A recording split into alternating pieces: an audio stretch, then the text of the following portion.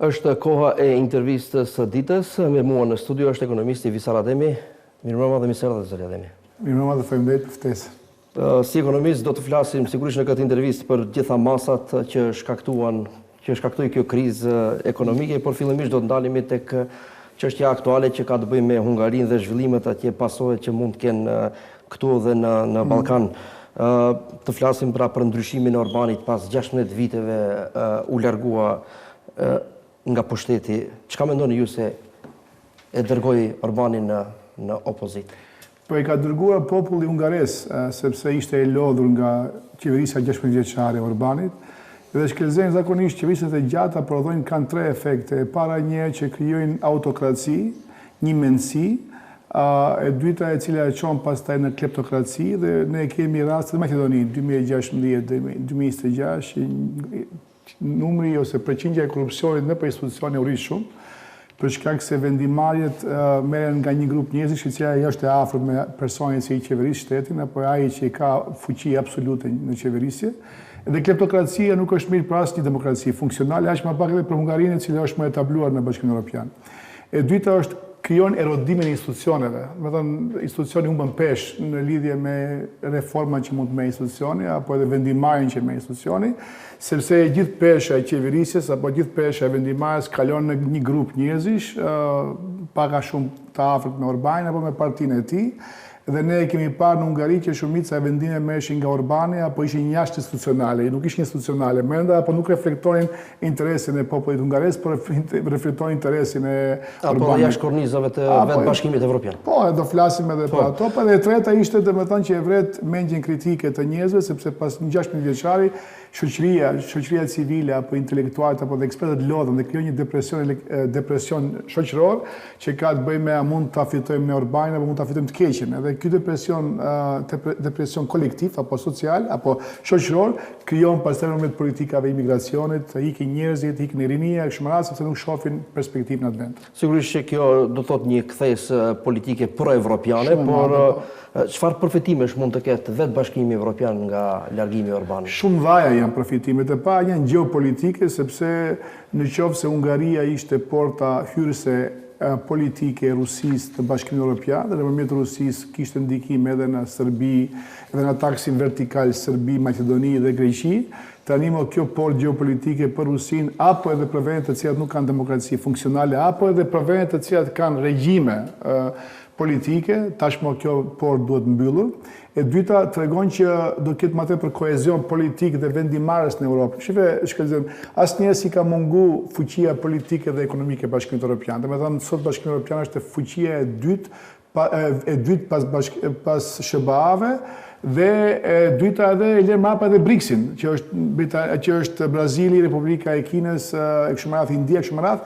Nga aspekti i fuqisë politike nuk ka asnjë dyshim që kishte një fuqi të madhe, mirë po kohezioni politik, shpejtësia e marrjes vendimeve u frenua për shkak të vetove që shpesh i vendoste Hungaria. Tani kjo lloj kohezioni politik dhe vendimarrje duhet më shpejt, sepse më nuk do ketë një njeri i cili e përshpejton, e ngadalson fakt vendimarrjen dhe përshpejton hyrjen e kapitalit që ka plejada shumë të dyshim që vinte nga Rusia apo dhe vishin nga vendet të tjera të cilat bazoheshin mbi këtë lloj kleptokracie të udhëzëve të saj në vendet të treta. Kur përmendet porta e parë, atje llogaritet Serbia, jo rastisht, edhe raportet që Orban kishte krijuar me Vučićin. Apo edhe ky trekëndshi Orban, Vučić, Putin? Shive këto, patjetër, domethënë Bashkimi Evropian kishte problem me Hungarinë sepse ato nëpërmjet vetove dhe sanksioneve që jepnin nuk i ekzekutonin, vendosin veto që të ndihmonin Ukrainën, apo vendosin veto për të vendosur sanksione ndaj Rusisë. Domethënë ishte porta hyrëse kryesore e Rusisë në BE. Pastaj nëpërmjet Hungarisë këtu financoheshin, ju e dini, portale, gazeta kështu me radhë për të favorizuar kjo lloj kleptokracie apo kjo lloj autokracie e cila kishte interese më të mëdha politike, gjeopolitike që ishin të lidhura me Rusinë. Tani kjo portë do mbyllet, marrëdhëniet shtetërore do vazhdojnë të jenë të rëndësishme ndërmjet Serbisë edhe Maqedonisë me Hungarinë. Shkak se janë fqinja. Por për marrëdhëniet ideologjike që ka të bëjnë me këto njerëz, pra Vučići nuk ka një mik më në Hungari. Absolutisht, as edhe dikush në Ballkanin Perëndimor i cili ka më tepër se 12 vite qeverisje nuk do të ketë më rol model apo një model shembullor të qeverisjes të një vendi që thotë që ja unë nëse Hungaria ka qenë 16 vjeçar, 16 vjeç udhëheqëse, pse mos jem edhe unë. Nga ky aspekt demokracia funksionale kërkon rotacion politik. Me qëllim që edhe rotacioni politik është shëndetshëm. Tani Ballkani Perëndimor, ku ka shumë pak eksperiencë me institucione funksionale, shfrytëzohet Orbani si model shembullor të krijimit presionit në Bashkimin Evropian, që edhe ne mund qeverisim në të njëjtën mënyrë. Kështu që nga ky aspekt, përveç lidhjeve ideologjike që do ndërpiten edhe mënyrat e funksionimit dhe mbajtjes të qeverisjes më tepër se sa duhet, sepse Orbani i finanson të këto autokracish edhe për të bërë të vetën e vete, por për dalë një presedant që këto lloj qeverisjes nuk janë këshia në zemër të Europës. Në ndërkohë që kanë qenë këshia, për shkak se kanë rezultuar me shumë mangësi të mëdha. Qeverisja e Orbanit ka pasur raporte të mira edhe me pushtetet këtu në Maqedoni, konkretisht me Maqedoninë. Tash largimi i tij si do të reflektohet këtu në Maqedoni? Në qoftë se i thirrësh kredisë hungareze, do të thotë ajo është institucionale sepse ka dhënë Exim Banka e Hungarisë, normalisht me indikacion apo me një lloj mbështetje nga qeveria e hungareze. Sa i përket kredisë, ne vazhdojmë të jemi duhet paguajmë të shlyejmë këstet dhe intereset. Mund të rinegociojnë kushtet e asaj kredie? Jo, ato kanë qenë edhe atë kanë qenë ulta. 3.25 nuk është përqindje e madhe. Transparenca e dhënies së kësaj kredie ka qenë e mangët dhe e cekët. Transparenca më mënyrën se si është zgjedhur kredia të jepet, pse është dhënë me këto lloj qëllimesh, pse është dhënë për këto lloj aktivitete që kështu më radhë. Domethënë, mendoni se do të ketë ndonjë hetim në Hungari? Po besoj që po, nëse do merren hetim për shumë se në tjera do merret edhe për kredinë hungareze, sepse 1 miliard euro qeveria Banka Exim i ka dhënë që sepse i ka marrë nga kursimet e qytetarëve hungarez.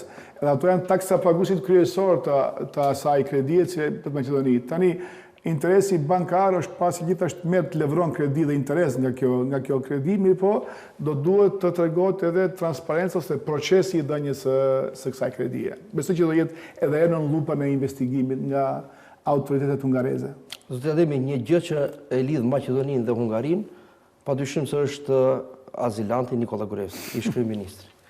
Kryeministri i ri në ardhi i Hungarisë paralajmëroi se nuk do të ketë vend për ata politikanë që janë dëbuar, që janë duke lënë një mundësi për ta kthyer, për ta ekstraduar Gruevskin. Mendoni se mund të kthehet Gruevski në Maqedoni, apo është ai skenari që pyet LSDM opozitare mund të haratiset në ndonjë shtet tjetër?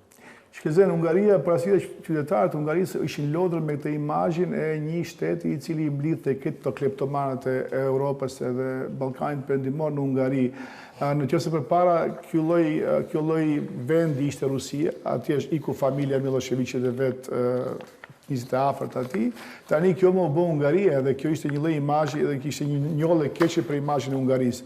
Sa i përket Gruevskit, kryeministri Mickoski tha shumë qartë që ai nëse do kthehet do vinë në Maqedoni.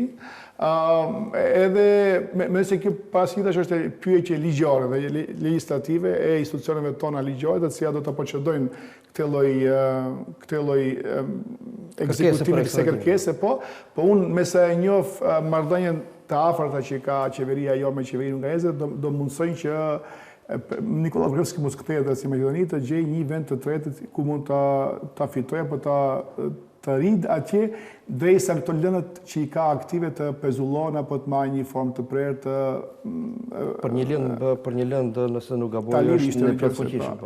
Po, plot fuqishëm, po ato kanë edhe një afat skadimi të lëndëve. Edhe unë besoj që nëse do vi Nikola Gruevski, kjo do ishte edhe lajm i mirë për VMRO, sepse njëri përgjithmonë ajo ose mund të kontrollohet ose mund të mbahet në burg. Edhe ajo oponenca politike menda VMRO-s që e kanë frikë udhëheqësiat momentale, do mund të kontrollohet duke luajtur me lirinë e asaj, të përdoret si kartë për çdo lloj Se mendoni edhe tani nga Hungaria ka ndikim në VMRO? Patjetër që ka, por ne nuk e kemi çuar Nikola Gruevskin para 30 viteve, ka tash akoma njerëz që janë mbajnë lidhje.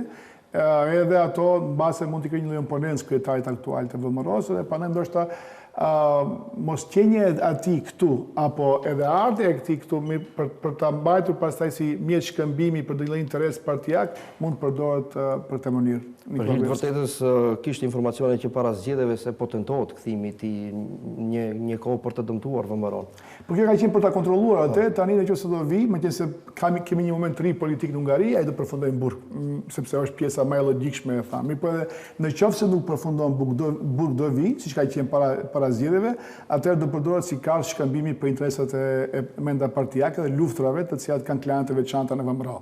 Por unë them edhe një herë, kjo do merr kohë. Kjo nuk është sepse ndoj rotacioni politik në Hungari dhe më njëherë do procedohet ekstradimi sepse merr një kohë edhe besoj që ende nuk janë formuar edhe institucionet atje. Po, edhe deri kur të vijë unë se Nikola Groski do negociojë lirinë e vet në një shtet të tretë i cili është larg Maqedonisë dhe larg Hungarisë. Është Rusia kjo? Mund të jetë Rusia, po. Visa, si ekonomist, tash duhet të dalim të kjo tema e çështjeve ekonomike, sigurisht i tangon gjithë qytetarët krizën, po e përjetojnë çdo ditë e më rënd. I keni përcjell masat, paralajmërimet, sa mendoni se këto masat të qeverisë kanë ruajtur standardin e qytetarëve? Dua të them një pasqyrë që nafta është shumë e rëndësishme, si gjaku që e mban rotacion mobilitet trupin dhe nafta dhe gazi natyror e mbajnë mobilitet apo lëvizmërinë e ekonomisë tonë. Tani qeveria zakonisht në këto lloj rastesh ka tre lloj masash që merr. E para është ta mbrojë pjesën më të vulnerable të ekonomisë tonë, që janë qytetarët që i kanë, janë raste sociale, pensionistët, apo edhe personat pa punë. Do të thonë duhet mbroj interesin e tyre që mos krijohet një lloj, mos deteriorohet cilësia e jetës së tyre. Do të thonë duke subvencionuar çimin e naftës apo të gazit në mënyra afatshkurte. Dhe këto subvencionim e bën qeveria që kjo lloj mase mos reflektoj pastaj te shporta e konsumit për këto grupe të marginalizuara, të cilat nëse do kishte rritje më të madhe të çmimeve, akoma më të varfër do ishin dhe akoma më do thellohet varfëria. Do jetë cilësia e jetës së tyre ditë akoma më e keqe për shkak të kësaj varfërie. E dyta është ta mbaj ekonominë apo sektorin privat likuide. Dhe këtu prasi gjithashtu mendoj që ato lloj projektet infrastrukturore, strategjike, siç janë korridori 8 dhe 10, do duhet të shlyhen për shkak të obligimeve që ka marrë qeveria ndaj sektorit privat për realizimin e këtyre projekteve. Nëse kjo ndërpritet, pastaj ka një domino efekt për vetë kompaninë, sepse nuk mund të shlihen pagat, nuk mund të krijohen të punës, nuk mund të ndërpritet cikli i investimit për sektorin privat, që është e rëndësishme shumë. Dhe e treta është buxheti financiar dhe buxheti deficiti buxhetor i Maqedonisë. Tani, për momentin që flasim ne, buxheti është 3.25, që është pak më tepër se sa që është rekomandimi i SGP-s, Bordit të Stabilitetit dhe Rritjes, të cilat thonë që duhet të jetë dikun të afërdet 2.5%. Dhe i këtu s'kam asnjë problem. Këto janë masat të cilat i merr çdo qeveri, sepse megjithatë i shihni si masa afatgjata apo janë afatshkurta? Jo, më dole të fjalë tani. Këto nuk janë masa afatgjata, këto janë masa afatshkurta që japin menjëherë efekt të shpejt në ekonominë sepse e ulën ose apo e zbutën shimin e energjensave, pas lidhjes naftës dhe energjisë edhe gazit. Tani, afatgjat, edhe këtu e kam problemi më të madh me këtë krizë ekonomike, shkëze ne e dimë se çdo 10 vite, nga 2009 e këndej, çdo 10 vite kemi nga një krizë ekonomike. Dhe asnjëherë si shoqëri apo si qeveri nuk kemi krijuar një model inkluziv për debatin rreth këtyre krizave. Ne akoma kemi vazhmëri ndaj energjensave elektrik, naftës, gazit e kështu me radhë. Ne kemi akoma vazhmëri dhe deficit ushqimor, ne akoma importojmë ushqime dhe ne akoma importojmë energji elektrike dhe transport. Tani pyetja është pse s'ka një model inkluziv, një debati i cili do mundohet që sadopak të mund të zbush këto lloj krizash ku do lajmërohen. Ne nuk mund të prodhojmë as gaz as naftë, s'kemi kushte.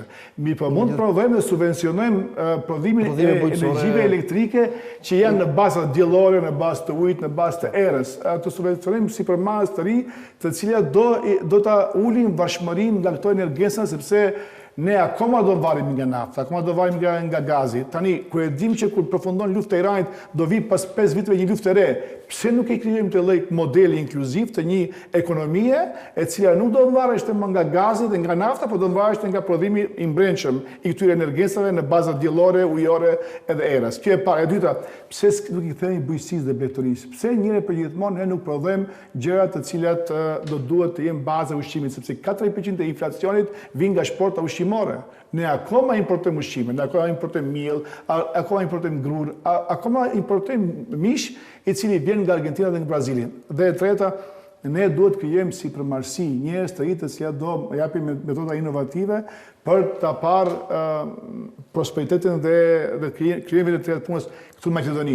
Ne si kemi këto lloj debate, nuk i kemi këto lloj politike dhe më vjen keq që do fokusohemi vetëm te Komisioni Energjetikës. A ra nafta për 2 denar apo nuk ra nafta për 2 denar? Mirë, po kjo as pak nuk e ndikon cilësinë edhe zbuqjen e krizës, sepse bashkëmëria i këtyre emergjencave është goxha i madh dhe ato ndikojnë një ke inflacioni, ke çmimet e konsumit dhe edhe ke cilësia e jetës të qytetarëve. A rrezikohet të rritet inflacioni dhe pse ndoshta mungesë të këtyre masave nuk reflektohen edhe në çmime direkte në markete këtu? Jo, dikon, çdo ditë ka fjalën ndikim pozitiv për të ulur që qytetarët ta kenë mundësi. Sepse tregtari është gjithmonë manipulant dhe spekulativ në kuptimin e që sepse ekonomia është edhe emocion. Në vetëm momentin kur ka krizë ekonomike, ato e rrisin çmimin edhe në mënyrë spekulative për ta mbrojtur marzhen e tyre të fitimit.